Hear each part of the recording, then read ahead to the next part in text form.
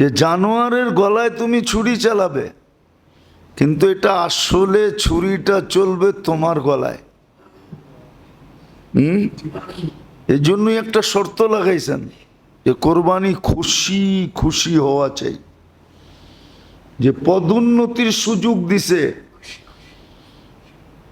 খুশি খুশি হওয়া চাই। এত খুশি যে নিজের গলায় ছুঁড়ে ফিরাইতে পারলেই তো পচা যেতাম। কার কাছে? কার কাছে?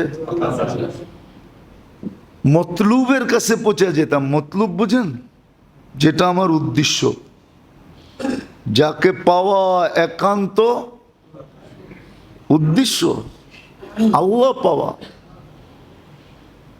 যেরকম ইব্রাহিম ইসমাইল আলাইহিস সালাম যখন যাইতেছিলেন 6 বৎসরের বাচ্চা, তো নাচতে নাচতে যেতেছিল। বাপের আঙ্গুল ধরে ছিল বটে, কিন্তু খুশিতে যেতেছিল। তো বাবা জিজ্ঞেস করছে, এত খুশি কেন? কেন? একটু পরেই তো ছুরি চলবে, আপনার আর আম্মার থেকে বিচ্ছেদ ঘটবে, আল্লাহ মিলবে।